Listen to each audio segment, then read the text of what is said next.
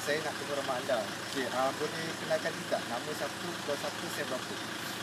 Okey, nama Arisha Amalin binti Cik Mansur. Kos Pendekau Kanak.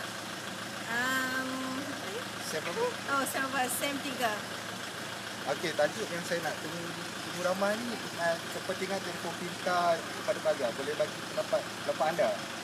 Pendapat apa tu telefon pintar ni, kita boleh macam kalau study dia boleh melalui phone, grup WhatsApp, dan kalau nak search apa-apa pun boleh. Lepas tu nak inform kawan-kawan nak pergi mana ke boleh juga.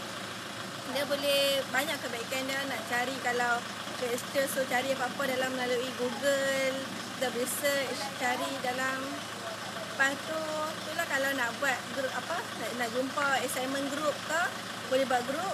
Itu sembang-sembang kat dalam tu cakap pasal kerja-kerja apa, assignment yang diberi. Okay, selain daripada itu ada lagi tak? Macam untuk student, dalam konteks student. Dalam konteks student tu lah kita boleh contact each other student, nak bagi tahu apa-apa yang maklumat penting ke. So itu saja. Itu saja. So terima kasih. Okay, sama.